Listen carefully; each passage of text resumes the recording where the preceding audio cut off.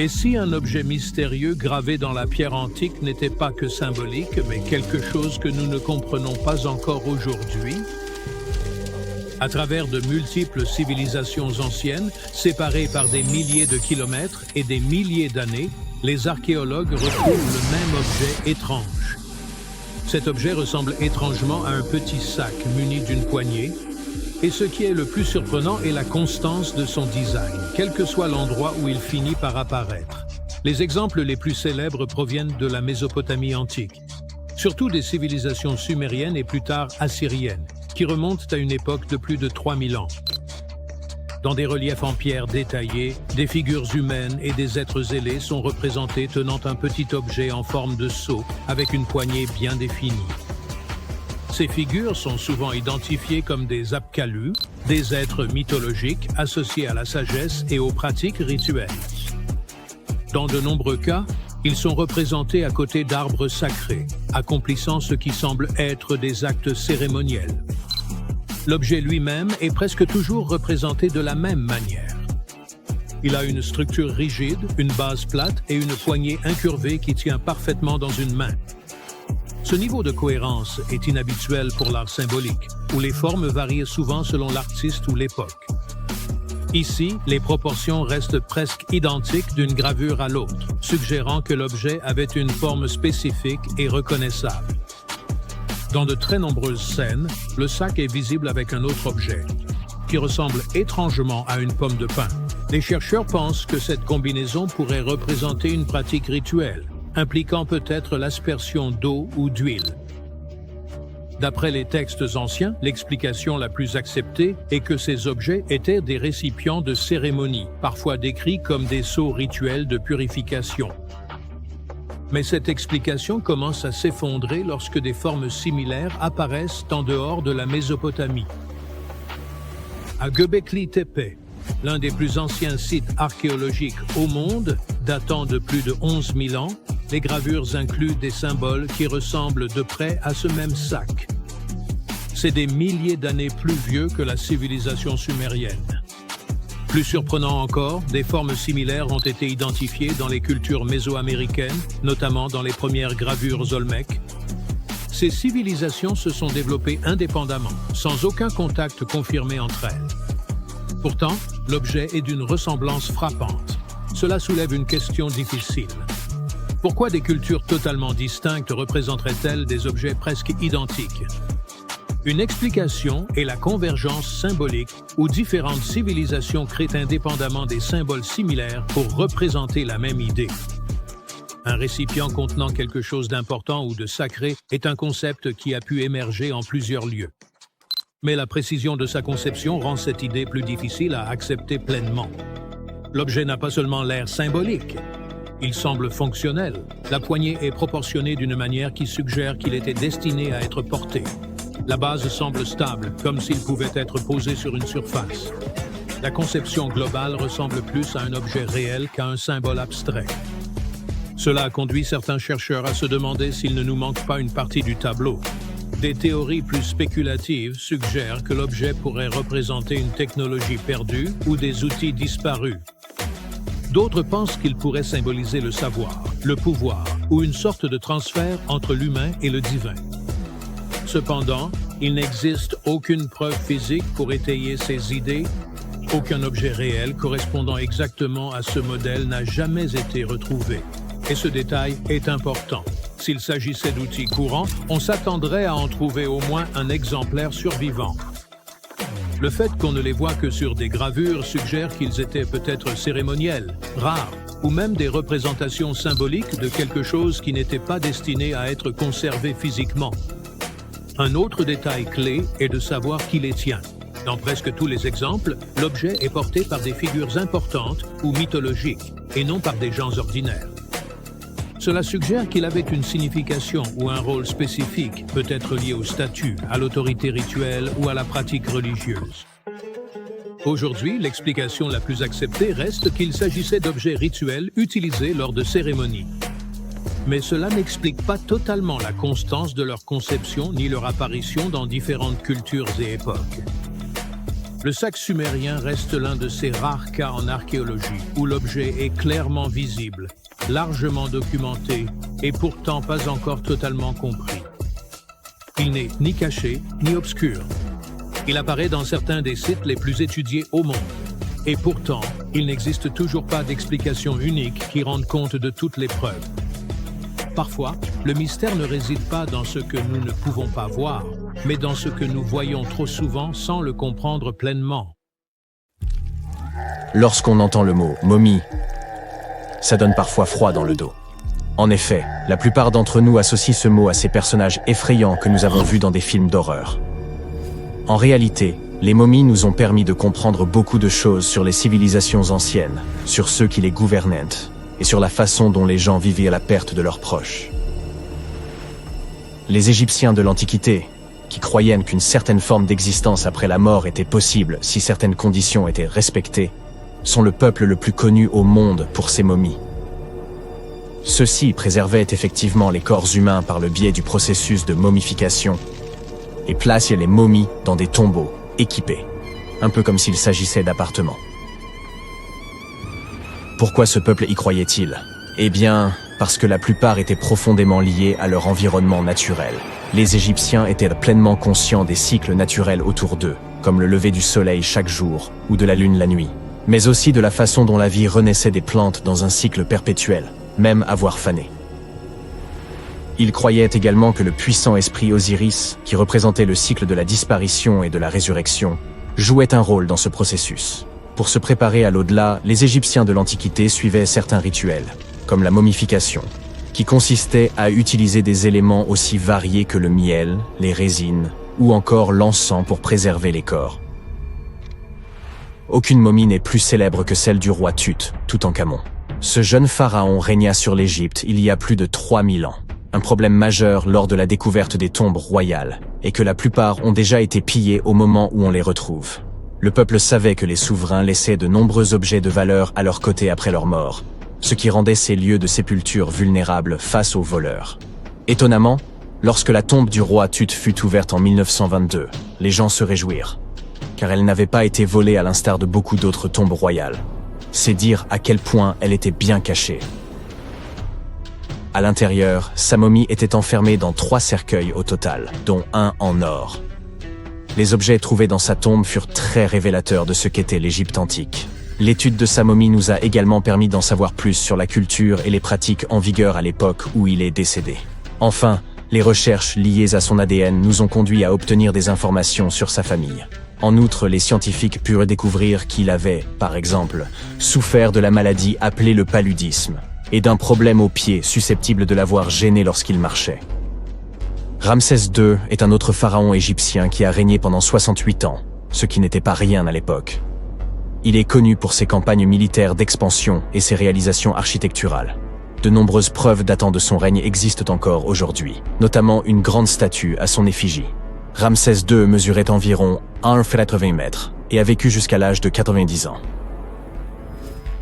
Après avoir examiné sa momie, les scientifiques conclurent qu'il souffrait peut-être d'une maladie affectant sa colonne vertébrale. Vous vous souvenez des voleurs que j'ai évoqués plus haut? C'est probablement à cause de ces derniers que Ramsès II termina dans le cercueil ordinaire d'une collection secrète de momies royales à Deir el-Bahari, qui a été redécouverte en 1881. Heureusement, les archéologues purent l'identifier, car ses voyages avaient été consignés sur ce qui l'enveloppait. Le processus de momification était très fastidieux. En effet, dans l'Égypte antique, la momification pouvait durer jusqu'à 70 jours. Une personne dédiée prononçait un discours très spécifique tout en manipulant délicatement le corps et en le séchant à l'aide d'une sorte de sel appelé natron. On utilisait également du lin et de la résine pour que le corps paraisse plus vivant et pour l'envelopper dans un tissu. La tombe était tout aussi importante que la momification pour les Égyptiens de l'Antiquité. Les parois de la tombe du roi Tut, par exemple, étaient ornées d'œuvres d'art complexes représentant son voyage dans l'au-delà, depuis sa procession funéraire jusqu'à son passage aux enfers. Les Égyptiens antiques pensaient que tout le monde faisait ce voyage après sa mort et remplissaient donc les tombes d'objets et de peintures pour aider les défunts au cours de leur voyage spirituel.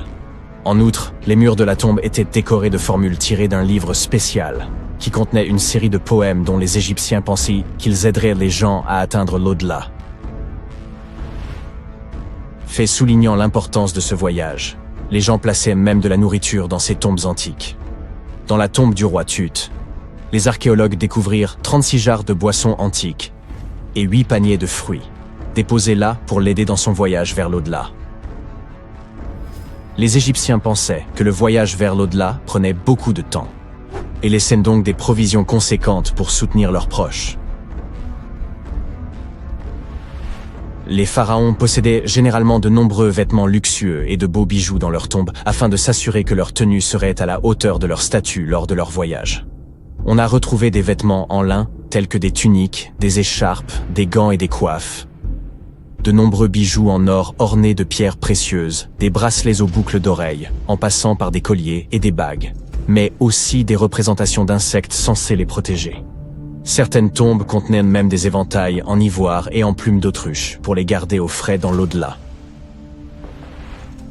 Aussi fou que ça puisse paraître, certains souverains de l'Antiquité furent placés dans leurs appartements éternels avec des bateaux. Par exemple, le pharaon Khufu fit construire la grande pyramide de Gizeh pour en faire son tombeau, et un grand bateau fut retrouvé à l'intérieur. Le roi Tut, quant à lui, fut enterré avec plusieurs pages de bateaux, mais pas de bateau à proprement parler. À la place, il avait 3 chars et de nombreux bâtons de marche en matériaux précieux, ce qui indique peut-être qu'il souhaitait se rendre dans l'au-delà par la terre et non par l'eau. Parmi les objets les plus intéressants trouvés près des momies antiques, on trouve des flacons d'huile et de parfums. Si les souverains étaient censés toujours être à la dernière mode, pourquoi ne pas sentir bon par la même occasion, n'est-ce pas?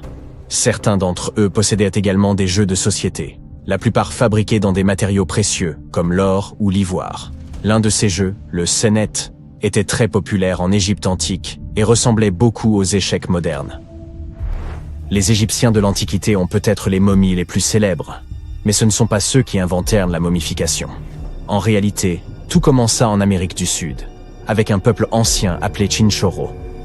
D'après ce que nous savons aujourd'hui, ce peuple fut le premier à momifier ses proches défunts et suivirent cette tradition pendant environ 2000 ans avant que les Égyptiens ne commencent leur propre rituel. Certes, l'étude de ces momies permet d'en apprendre beaucoup sur les souverains de l'Antiquité, mais jusqu'à récemment, nous n'avions encore aucune idée de ce à quoi les défunts ressemblaient vraiment de leur vivant. Cependant, il n'y a pas si longtemps que cela, des peintures de momies très particulières furent découvertes par des archéologues qui étudiaient des objets égyptiens antiques. Ces portraits de momies sont des peintures très détaillées d'individus réalisés de leur vivant.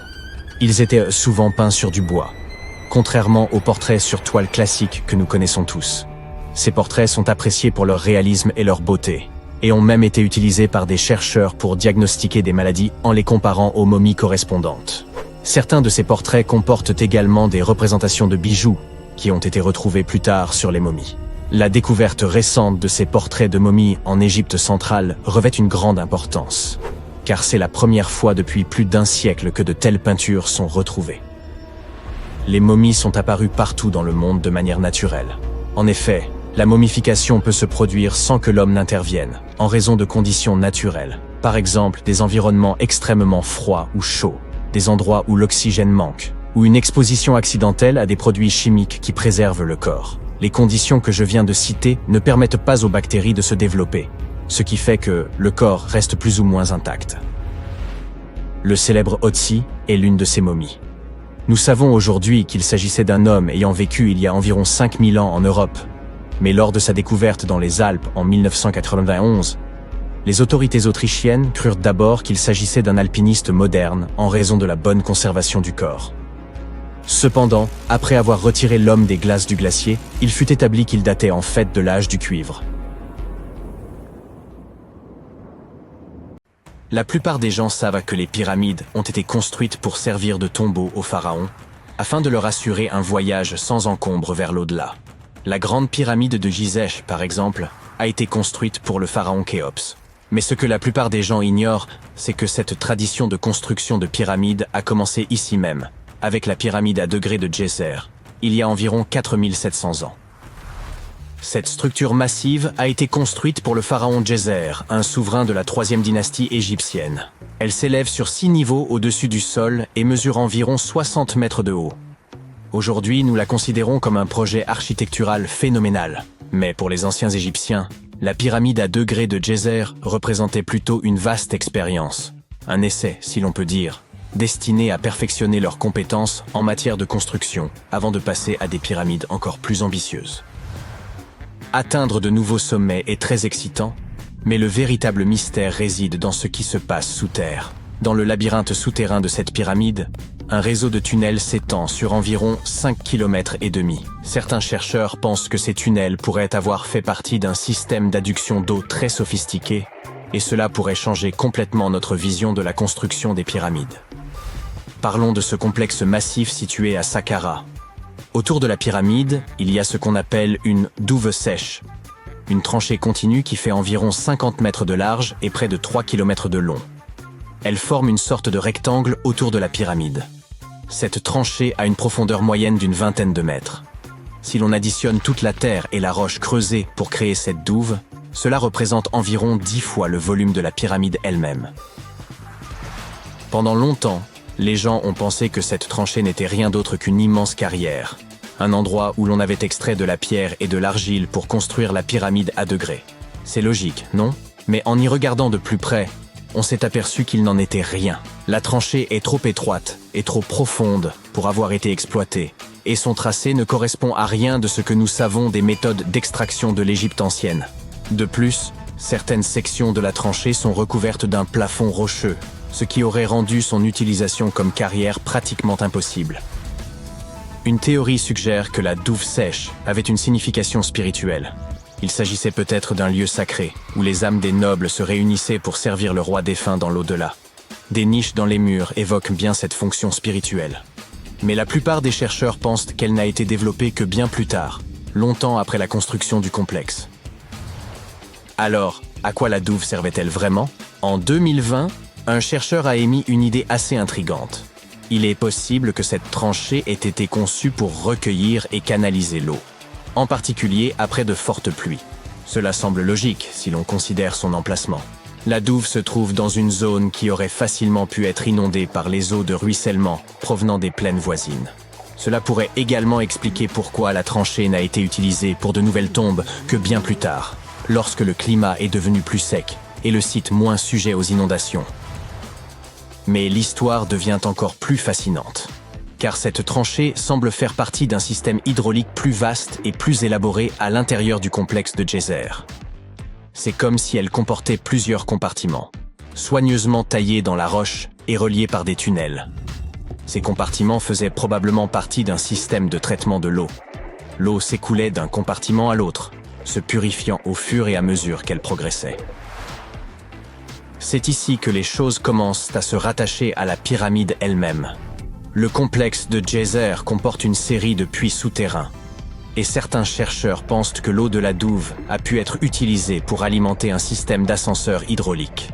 Cet ascenseur hydraulique géant aurait alors servi à soulever les lourdes pierres nécessaires à la construction de la pyramide. Il fonctionnait comme un volcan, mais au lieu de lave, c'est de l'eau qui soulevait les blocs de pierre. Imaginez un grand trou profond dans le sol au centre du site de la pyramide. À l'intérieur de ce trou, il y avait une énorme plateforme en bois, un peu comme un radeau géant qui pouvait monter et descendre. Lorsque les ouvriers voulaient soulever une pierre lourde, ils remplissaient le trou d'eau. Lorsque le niveau de l'eau montait, la plateforme en bois se mettait à flotter, emportant la pierre avec elle, un peu comme un ascenseur géant. Lorsque la pierre atteignait la bonne hauteur, les ouvriers la faisaient glisser de la plateforme vers la pyramide. L'idée, c'est que l'eau de la tranchée, après avoir été nettoyée et filtrée, se serait écoulée dans ces puits. Un flotteur énorme, peut-être en bois, s'élevait alors au fur et à mesure que l'eau remplissait le puits, soulevant les pierres jusqu'à l'endroit où on en avait besoin pour la construction. Une fois la pierre en place, l'eau était évacuée et la plateforme redescendait, prête à soulever la pierre suivante. Ce système de levage hydraulique sophistiqué aurait pu changer la donne, rendant l'ensemble du processus de construction beaucoup plus rapide et efficace, et permettant d'économiser de la main-d'œuvre. C'est comme si les anciens Égyptiens avaient déjà adopté la notion selon laquelle travailler plus intelligemment vaut mieux que travailler plus durement. Mais bien sûr, tout le monde n'est pas d'accord avec cette théorie. Certains experts affirment que la zone où a été construite la pyramide à degré de Djéser n'aurait pas pu fournir suffisamment d'eau. Les pluies étaient assez rares pour entretenir un système hydraulique aussi élaboré. La théorie principale suggère qu'il y avait peut-être un lac à proximité qui se serait rempli après chaque période de pluie et qui aurait fourni l'eau dont le complexe avait besoin pour son système hydraulique. Or, aucun écrit de l'Égypte ancienne ne fait mention d'un tel lac. Il s'agit donc plus d'une hypothèse que d'une réalité. Et puis, il y a la question du travail lui-même. Vous vous souvenez que j'ai dit que cette méthode aurait pu permettre aux anciens bâtisseurs d'élever des pierres avec beaucoup moins d'efforts? Ce n'est peut-être pas tout à fait vrai. Selon certains experts, la construction de ce dispositif aurait nécessité beaucoup plus de travail que le simple déplacement des blocs de pierre nécessaires à l'édification du monument. Et n'oublions pas que la pyramide à degré de Djéser est relativement petite comparée à celles qui ont suivi. Les pierres utilisées pesaient en moyenne 300 kg chacune, ce qui n'est rien comparé aux blocs de plus de 2,5 tonnes utilisés plus tard pour la pyramide de Khéphren. S'il nous faut complètement écarter cette théorie de l'ascenseur hydraulique, il nous reste à expliquer comment cette pyramide a été construite. Pour répondre à cette question, nous devons revenir un peu en arrière et parler des plans d'origine. Avant que la tombe de Djéser ne devienne une pyramide, l'idée était de construire un simple mastaba. Ce type de tombeau était assez courant dans les périodes antérieures. Une structure rectangulaire à toit plat avec des côtés inclinés. Mais une fois le mastaba original terminé, ils auraient décidé de l'agrandir un peu en ajoutant quelques couches supplémentaires. Ils auraient ensuite ajouté d'autres couches jusqu'à ce que la construction atteigne 6 niveaux distincts, chacun plus petit que le précédent. Et ils auraient probablement fait tout cela en soulevant ces lourdes pierres à l'aide de passerelles, et non d'un ascenseur hydraulique. Nous ignorons encore beaucoup de choses sur la pyramide à degré de Djéser. Des recherches supplémentaires sont certainement nécessaires pour comprendre comment ce système fonctionnait, ou s'il a même existé. Mais l'idée d'utiliser de l'eau pour construire une pyramide apporte une nouvelle dimension à notre compréhension de l'ingénierie de l'Égypte ancienne. Cela nous rappelle avec force à quel point ces bâtisseurs étaient intelligents et ingénieux, mettant à profit les ressources naturelles dont ils disposaient pour créer l'un des monuments les plus emblématiques de l'histoire.